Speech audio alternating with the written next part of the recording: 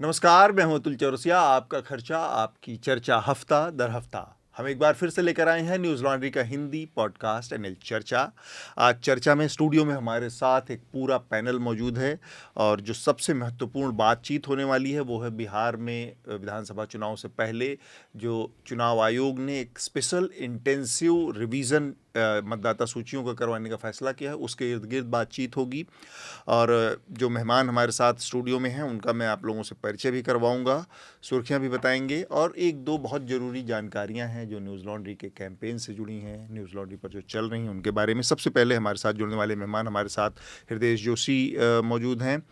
स्वागत है हृदय आपका। इसके अलावा हमारे बहुत बहुत साथ शुक्रिया। हमारे एडिटर इन चीफ रमन कृपाल हमारे साथ मौजूद हैं। हेलो। और साथ में हमारे सहयोगी शार्दुल। हेलो। तो इस पैनल के साथ हम बातचीत करेंगे। थोड़ी देर में हमारे साथ पटना से एक और पत्रकार उमेश रॉय जुड़ेंगे। उमेश हमें बताएंगे कि चुनाव आयोग का जो ये फैसला है उस पर बिहार में किस तरह की स्थितियां हैं, किस तरह की प्रतिक्रियाएं हैं और आगे क्या हालात हैं। जब हमारी बातचीत शुरू होगी कल इस पर जो कि बृहस्पतिवार को सुप्रीम कोर्ट में सुनवाई भी हुई है और सुप्रीम कोर्ट ने इस बारे में कुछ ऑब्जर्वेशंस दिए हैं। अभी कोई पुख्ता जजमेंट नहीं आया है, तो जो ऑब्जर्वेशन है उसकी रोशनी में हम थोड़ा सा बात करेंगे जब हमारी बातचीत आगे बढ़ेगी। मैं एक दो जल्दी से जानकारियां दूं, तब आपके सामने जो सुर्खियां हैं वो शार्दुल रखेंगे। चर्चा इसके अलावा हफ्ता तमाम हमारे जो पॉडकास्ट हैं एक बार फिर से पेवॉल के पीछे हैं, यानी कि अब ये सिर्फ हमारे सब्सक्राइबर जो न्यूज़ लॉन्ड्री के पेड सब्सक्राइबर हैं उनको ही उपलब्ध होंगी। अगर आप चर्चा और हफ्ता और हमारे अन्य पॉडकास्ट को पसंद करते हैं तो न्यूज़ लॉन्ड्री को सब्सक्राइब कीजिए। यकीन मानिए आपको निराशा नहीं होगी। न्यूज़ लॉन्ड्री एक जो बहुत जनहित के और की पत्रकारिता है उसकी तरफ हमारा जो पत्रकारिता को ले जाने की कोशिश है, रिपोर्टिंग बेस्ड जो पत्रकारिता है उस पर ध्यान केंद्रित करने की कोशिश है। तो आपको पसंद आएगी, ऐसे हमें उम्मीद है। हमारा एक एनएल सेना प्रोजेक्ट इस समय ई वेस्ट को लेकर चल रहा है, जो इलेक्ट्रॉनिक कचरा है जो हमारे इर्द गिर्द लगातार बढ़ता जा रहा है। ख़ासकर ये जो नई टेक्नोलॉजी के ज़माने में टेलीविज़न से लेके, लैपटॉप से लेके, मोबाइल से लेके, स्मार्टफोन से लेके जो तमाम उपकरण आए हैं इलेक्ट्रॉनिक के हमारे आसपास, वो किस तरह का एक अनदेखा सा कचरा हमारे इर्द गिर्द पैदा कर रहे हैं और उस कचरे का जो पर्यावरण के ऊपर असर है किस तरह से आपको प्रभावित करेगा। एक हिस्सा इसका ये है और दूसरा हिस्सा है इस कचरे के निपटाने के लिए जो जो प्रक्रियाएं हैं, जो कानून हैं, उसमें किस तरह के घपले, घोटाले और गड़बड़ियां हैं, उन सब चीज़ों को हम आपके सामने लाएंगे इस पूरी सीरीज़, इस पूरे एनएल सेना प्रोजेक्ट का। तो आप इसको ज़रूर मदद करें। ये बहुत इंपॉर्टेंट सीरीज़ है एनएल सेना प्रोजेक्ट हमारा। हवा का हक यानी फाइट टू ब्रीथ, ये कैंपेन अभी भी जारी है। ये कैंपेन पूरे साल जारी रहने वाला है। दिल्ली की हवा इस समय शायद आपको थोड़ा सा अच्छी लग रही होगी क्योंकि दिल्ली में थोड़ी बारिश हो रही है, अब बरसात का मौसम है। पर आमूमन दिल्ली और उत्तर भारत के किसी भी शहर को ले लीजिए, सामान्य दिनों में यहाँ की हवा सांस लेने के लिए ठीक नहीं है। हमेशा इसका जो एक्यूआई का स्तर होता है वो ख़तरे की सीमा में होता है, ख़राब होता है। तो इस हवा के लिए जिम्मेदार एक बुनियादी सुविधा जो है कि हवा और पानी, इस तरह की चीज़ें आखिर क्यों नहीं उपलब्ध हो पाती हैं, और हवा जैसी चीज़ जो बार बार हमारे सामने हर साल समस्या बनकर आती है, उसके ज़िम्मेदार लोग क्यों नहीं उसको उस तरह से चिन्हित कर पाते या उसके इलाज की व्यवस्था कर पाते। इस ओर ध्यान खींचने का पूरा हमारा ध्यान है, हमारे प्रयास है। इस कैंपेन के तहत हम अपनी बातचीत शुरू करेंगे और हमारी बातचीत का जो पहला हिस्सा है वो है चुनाव आयोग का जो स्पेशल इंटेंसिव रिवीजन है मतदाता सूचियों का बिहार में, उससे जुड़ा है। और कल इस मामले में जो सुनवाई हुई है उसके बारे में मैं थोड़ा सा बता दूं। सुप्रीम कोर्ट ने जो अपने ऑब्जर्वेशन में अब तक कहा है उसमें ये कहा है कि एक तो आप जो आधार कार्ड है, वोटर आई कार्ड है, राशन कार्ड है, इन 3 दस्तावेजों को भी उन 11 दस्तावेजों के अलावा शामिल करने की कोशिश कीजिए जो कि ऑलरेडी चुनाव आयोग ने दे रखे हैं। क्योंकि एक बड़ी चिंता जो विपक्ष जो कोर्ट गया था, जो सुप्रीम कोर्ट में जो लोग गए थे, उनकी ये थी कि आज की तारीख में सबसे ज़्यादा जो डॉक्यूमेंट्स जिस लोगों के पास, बिहारियों के पास हैं, उसमें करीब 88% लोग ऐसे हैं, 87-88% लोग जिनके पास आधार कार्ड है, और आपने वही एक्सक्लूड कर दिया। इसका दूसरा पहलू ये है कि पहले मैं सुप्रीम कोर्ट की ही बात करूँ तो एक तो ये कहा सुप्रीम कोर्ट ने, दूसरा ये कहा कि अगर आप इन तीनों को नहीं शामिल करते हैं तो आप लिखित में बताएं इसके कारण हमें। और ये 21 तारीख तक उनको सारे हलफनामे देने हैं चुनाव आयोग को, और 28 को इस मामले में फिर से सुनवाई होगी। तीसरा, कोर्ट ने ये कहा, क्योंकि ये उस जिरह के ऊपर कहा कि चुनाव आयोग की तरफ से कहा गया था कि आप इस मामले को अभी खारिज कर दीजिए, इस पर सुनवाई मत कीजिए। जब चुनाव आयोग इन सूचियों को तैयार कर लेगा, ये पूरी प्रक्रिया तैयार हो जाएगी, उसके बाद आप इसमें इंटरवीन कीजिएगा। तब कोर्ट ने कहा कि नहीं, ये आम आदमी की, इस देश के वोटरों का, मतदाता का मसला है, और वो इस देश के लोकतंत्र से जुड़ता है, जो कि सबसे बेसिक फंडामेंटल संवैधानिक अधिकार है। इसलिए हम इस पर सुनवाई तो करेंगे, हम इसको खारिज नहीं कर सकते। तो ये 3 महत्वपूर्ण बातें थी जो कि सुप्रीम कोर्ट की सुनवाई में आई। मेरे हिसाब से 3-4 चीज़ें इसमें हैं। एक तो जैसे आपने अभी बोला टाइमिंग, आपने टाइम कम देने की भी बात नहीं है। इलेक्शन ड्यू है बिहार में, ठीक है, अगले 4-5 महीने में, हाँ, नवंबर में इलेक्शन है। और आप उससे पहले स्पेशल इंटेंसिव आप ड्राइव करते हैं, जिसका आप मुश्किल से 1 महीना दिया है। 25 जुलाई तक आपको सबमिट करना है, और 1 अगस्त तक लिस्ट भी आ जाएगी। तो इस पैमाने पे, और स्पेशली एक ऐसे स्टेट में, यहाँ पे हमें ये नहीं पता कि वो कंप्यूटर लिटरेसी कितनी है लोगों के बीच में, इतनी जल्दी आप सारे कैसे काम करेंगे ये पता नहीं। तो टाइमिंग जो है वो सबसे गड़बड़ है कि इस टाइम पे आप करिए, जैसे आपने पहले भी किया है स्पेशल इंटेंसिव, आप करिए, लेकिन आप इलेक्शन के बाद करिए। और आपने कोई रीज़न भी नहीं दिया है। हाँ। कोई रीज़न दें, क्योंकि आपने तो 2025 में रिवाइज करके, और इलेक्शन कमीशन ने कहा कि हम तो बिल्कुल रोबस्ट तरीके से सब कुछ तैयार हो गया है। अचानक आप एकदम से आते हैं और आप कहते हैं कि स्पेशल इंटेंसिव करना है, तो आप उसका रीज़न नहीं दे रहे हैं, ठीक है। ऐसे ही जैसे उसके बाद जैसे आपने बताया कि दूसरा, आई थिंक दूसरा सबसे बड़ा प्रॉब्लम ये है, और जो सुप्रीम कोर्ट भी एड्रेस करेगा, हाँ, वो है कि टेक्निकलिटी ये है कि जिस दिन नोटिफिकेशन जारी हो जाता है किसी जगह पर, किसी भूखंड में, जैसे यहाँ पर बिहार राज्य है, उस नोटिफिकेशन के जारी होने के साथ इलेक्शन कमीशन पर सुप्रीम कोर्ट का ज्यूरिसडिक्शन नहीं रहेगा जब तक कि चुनावी प्रोसेस कंप्लीट ना हो जाए। अगर किसी आदमी को लगता है कुछ गड़बड़ी हुई है, देन वो जा सकता है कोर्ट में, और कोर्ट उसके बाद फैसला करके अगर कोई चुनाव गलत हुआ है तो उसको रद्द कर सकता है। लेकिन ड्यूरिंग द प्रोसेस ये सबसे बड़ी प्रॉब्लम है। दूसरी बात ये है यहाँ पर कि इतने जो बात की जा रही है नागरिकता की, जिसका जिक्र आपने भी किया अभी की, उसमें तो कोर्ट ने कुछ नहीं कहा नागरिकता के बारे में, लेकिन ये सवाल ज़रूर उठेगा और उठ रहा है कि नागरिकता का कोई प्रपत्र या कोई दस्तावेज, जो प्रपत्र है, ऐसा कागज़ सरकार ने आज तक किसी को नहीं दिया। इवन असम में जहां एनआरसी हुआ, जो पूरी नागरिकता को लेकर था, उसके बाद वो प्रक्रिया पूरी होने के बाद भी आज तक वहां कोई कागज़ आपको नहीं दिया है नागरिकता का, जो लोग माने गए नागरिक। तो ये आधार कार्ड में पहले से ये लिखा हुआ है, जो आपने कहा ना कि बाद में क्या रीजन देंगे कोर्ट को, तो साफ तौर पर लगता है अगर इलेक्शन कमीशन, अगर है इसमें बहुत बड़ा, नहीं मानता वोटर आईडी को, आधार कार्ड को, तो वो जाके यही कह सकता है वहां पर कि भैया ये तो आधार कार्ड में लिखा है कि ये पहचान का प्रमाण पत्र है, नागरिकता का नहीं है। 2-4 लोगों के बीच मैंने ये चर्चा देखी, लोग ये कह रहे हैं, अभी चूंकि सुप्रीम कोर्ट ने तो ये कहा कि आप कंसीडर करिए कि आधार कार्ड मान्य हो। अब लोगों को लग रहा है कि नहीं, सुप्रीम कोर्ट ने तो कह दिया है कि भाई आधार तो अब मान्य है ही।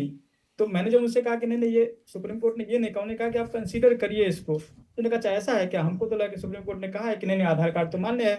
तो ये भी चर्चा है लोगों के बीच में। बट एक जो बहुत सब जगह जो सभी लोग ये कह रहे हैं कि भाई आधार कार्ड हमारे पास है, मतलब हमारा कुछ नहीं होने वाला है। और बीएलओ भी नहीं बता रहे हैं उनको कि भाई आधार कार्ड के से नहीं होगा, आपको अलग 11 दस्तावेजों में से कोई एक देना पड़ेगा। तो ये बहुत बड़ी प्रॉब्लम, क्योंकि बीएलओ तक नहीं बता रहा है। अब इससे क्या होगा कि जब फॉर्म सब जमा हो जाएंगे, अभी तो 66% जैसा इलेक्शन कमीशन बता रहे कि फॉर्म जमा हो गए हैं, अब उसमें से जब ये फिर वेरिफिकेशन होगा, तब नोटिस आएगा, तब असली जो है सो हौच पौच वाली स्थिति आए, बहुत भगदड़ वाली स्थिति शुरू होगी, जब लोगों के पास नोटिस आएगा कि आप डॉक्यूमेंट दीजिए। क्योंकि बीएलओ किसी से भी डॉक्यूमेंट नहीं मांग रहा है, बस कह रहा है फॉर्म आप भर दीजिए और बस मुझे दे दीजिए, बस इतना ही हो रहा है। आपकी जानकारी के मुताबिक अब तक 66% फॉर्म वापस आ चुके हैं भर के? नहीं, हाँ, जमा हो चुके हैं। इलेक्शन कमीशन जो आपको 10 जुलाई को जो ये प्रेस रिलीज डाला है, उसमें कहा है कि जो 66.1% जो फॉर्म है वो भर के जमा किए जा चुके हैं। ओके, 67, ठीक है, 67%। अब 67 बता। उमेश जी, मैं एक बात आपसे पूछ रहा था जी कि ये जो आपने बात कही कि लोगों में बड़ा इत्मीनान है, उन्हें लगता है कि उनके पास आधार है। थोड़ा क्लैरिफिकेशन के लिए पूछ रहा हूँ कि जब ये बात पहले उठा था बवंडर और मीडिया में काफ़ी हल्ला हुआ, यूट्यूब के कई पत्रकारों ने इसको बड़ा विषय बनाया और बड़ी, तो ये तब बेचैनी थी और अब इत्मीनान हुआ है, या तब भी वो लोग सोचते थे वो नहीं तब भी नहीं? नहीं, वो तब भी वो बेचैनी तो कभी नहीं थी। मैं पिछले 5-6 दिनों से मैं अलग-अलग जगह पे जा रहा हूँ। मैंने 2-3 स्टोरी भी की है, 1-2 स्टोरी और एडिटिंग में है। तो मैं जब मतलब मैं पटना शहर की मैं बात कर रहा हूँ, मैं पटना शहर में जब जा रहा था और मैं ऑटो वाले से पूछ रहा था, मैं सब्जी वाले से पूछ रहा था, किसी को कुछ पता नहीं था और सब कूल था कि ठीक है, आधार कार्ड तो अपने पास है। तो वो बेचैनी कभी भी शुरुआत से ही नहीं है बेचैनी। अब थोड़ा-सा क्योंकि बीएलओ पर प्रेशर आया है कि भाई आप जल्दी-जल्दी आप फॉर्म लो, तब जाके गाँव में थोड़ी हलचल हुई कि जहाँ भाई फॉर्म माँगा जा रहा है, हम लोग को फॉर्म जमा करना है। तो लोग बीएलओ के पास जा रहे हैं, जो स्कूल के शिक्षक ही होते हैं, तो वो स्कूलों में टीचर वो पढ़ा भी रहा है और सीधे बीएलओ वो फॉर्म भी जमा ले रहा है। उमेश, तो उस एक तरह चीज की मुझे हलचल तो कभी नहीं थी, मतलब जिस तरह का वो लग रहा है कि बहुत भगदड़ मची हुई है। आप देखिए, जब वोटर एनरोल होता है तो फॉर्म 6 हम भरते हैं। फॉर्म 6 में epic card, voter ID card, pan card और आधार मान्य है, लेकिन रिवीजन में वो मना कर रहे हैं। तो ये अपने आप में गोल चक्कर है भाई। आप फॉर्म, क्योंकि देखिए वोटिंग इवन इंटेंसिव फंडामेंटल में भी राइट फॉर्म नहीं, 5 और 6 ही भरवा रहे हैं। हाँ, फंडामेंटल राइट नहीं है वोटिंग, वो स्टैट्यूटरी राइट है। आप जब फॉर्म 6 भरते हैं उसमें साफ लिखा है कि इसमें आपको पता देना और पहचान देनी है। आधार के मैंडेट में जो कानून बना था उसमें लिखा था कि आधार नागरिकता का नहीं, पता का है। तो ये अपने आप में गोल चक्कर ईसीआई का इसमें हो रहा है। तो एक तो इशू ये है जो थोड़ा एकेडमिक वाला है। दूसरा जो उमेश ने भी बताया और मैं पढ़ रहा था, आई थिंक कल आई थी या मेरे ख्याल से कल आई थी, वो संतोष सिंह की रिपोर्ट है जो उन्होंने एक बीएलओ के साथ पूरा दिन और रात बिताई, जो बात उमेश भी कह रहे थे एक्सप्रेस के कि इसमें, हाँ, इंडियन एक्सप्रेस में। और उसमें साफ पता चल रहा है कि ये केवल, मतलब वो बीएलओ बेचारा सुबह से शाम तक काम कर रहा था। वो कह रहा था मैंने नाश्ता भी नहीं किया, रात को भर रहा था। और ईसीए ने क्या कहा कि हमने 98%, 98% फॉर्म भेज दिए, 67% जमा हो गए। बिहार में 7 करोड़ से ऊपर वोटर हैं, 8 करोड़ के आसपास। हाँ, मैं तो बहुत ही कंजर्वेटिव रो में बोल रहा हूँ। 7 करोड़ से ज्यादा वोटर में 98% आपने भेज दिए। मतलब कौन हम में से कौन जो जमीन पे जिसे थोड़ा सा भी ज्ञान है हिंदुस्तान का, ये कैसे हो सकता है? और अभी पिछले कुछ दिन में क्या हो रहा था, सोशल मीडिया पे ईसी डाल रहा था कि 10% रोज अपलोड हो रहे हैं। 10% का मतलब है 60 लाख से ऊपर फॉर्म रोज अपलोड हो रहे हैं, which is which is impossible. और आप वो स्टोरी पढ़ें तो वो बीएलओ साफ बता रहा है कि भाई साहब मैं 150 भरवा पाया और 60 अपलोड कर पाया हूँ।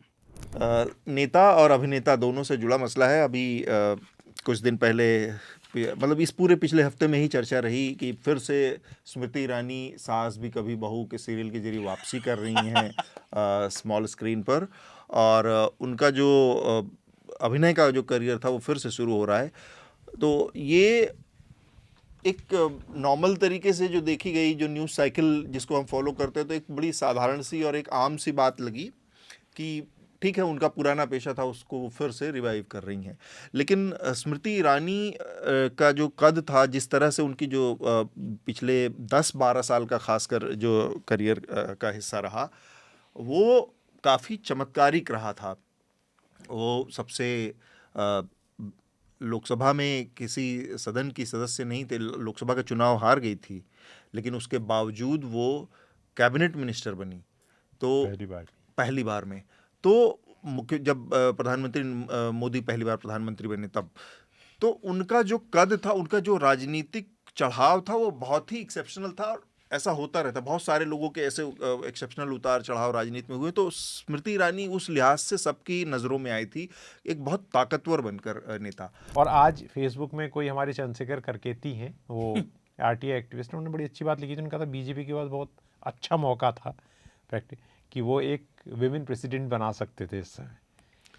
नहीं, वो बहुत बढ़िया मौका, जिस मौके की आप बात कर रहे हो, वो तो सुषमा स्वराज के साथ भी मेरा मानना है बीजेपी ने गवाया। वो तो सुषमा स्वराज भी हो सकती है। मुझे लगता है कि पॉलिटिक्स में कोई भी पॉलिटिशियन का एक्लिप्स नहीं होता है, ठीक है, ठीक बात। वो पूरी तरह से ऑफ आदमी नहीं पूरा नीचे तक आ जाता है, फिर उसके बाद जा सकता है, ऊपर भी जा सकता है। Politician never retire, they die. और ये जो अभी हुआ है, स्मृति ईरानी अभी ऐसे वापस गई हैं, ठीक है, अभी उनको पॉलिटिकल रोल की क्लैरिटी इस समय उनको भी नहीं मिल रही, और पार्टी को भी हो सकता है नहीं मिल रही हो, क्योंकि वो हार गई थी और उसके बाद शायद नहीं मिल रही हो। और अभी फॉर द टाइम बिंग, और ऐसे मौके पे क्या होता है कि वो शांत रह के आप अगर वापस जाके अब एक दो यूनियन मिनिस्ट्रीज को हैंडल करने वाली पॉलिटिशियन अभिनेता बन के वापस आ रही हैं, हो सकता है इसी से दोबारा राइज, मतलब कि अब यहाँ तो खैर हो कोई गई रास्ता खुल जाए। हाँ, रास्ता खुल जाए। मुफ्त में बस इतना ही। अगर आप पूरी चर्चा सुनना चाहते हैं तो न्यूज़ लॉन्ड्री को सब्सक्राइब कीजिए, और सबसे बेहतर तरीका ये है कि आप हमारे ऐप पर इस पॉडकास्ट को सुनें, और तमाम हमारे जो पॉडकास्ट हैं उसको हमारे ऐप पर सुनें। यह गूगल प्ले स्टोर और एप्पल स्टोर पर सब जगह उपलब्ध है। न्यूज़ लॉन्ड्री किसी भी तरह का विज्ञापन नहीं लेता, ना किसी राजनीतिक दल का, ना किसी सरकार का, ना किसी कॉरपोरेशन का। हम सिर्फ और सिर्फ कोशिश करते हैं कि पब्लिक इंटरेस्ट का जर्नलिज्म करें, पब्लिक जनहित की पत्रकारिता करें, और इसके लिए लोग इसमें इन्वेस्ट करें, लोग पत्रकारिता में निवेश करें। उसका तरीका है सब्सक्रिप्शन। तो सब्सक्रिप्शन के हमारे टैग पर जाइए, वहाँ पर अपनी मनचाही रकम पे कीजिए और न्यूज़ लॉन्ड्री का सब्सक्रिप्शन लीजिए, और गर्व से कहिए, मेरे खर्च पर आज़ाद हैं खबरें।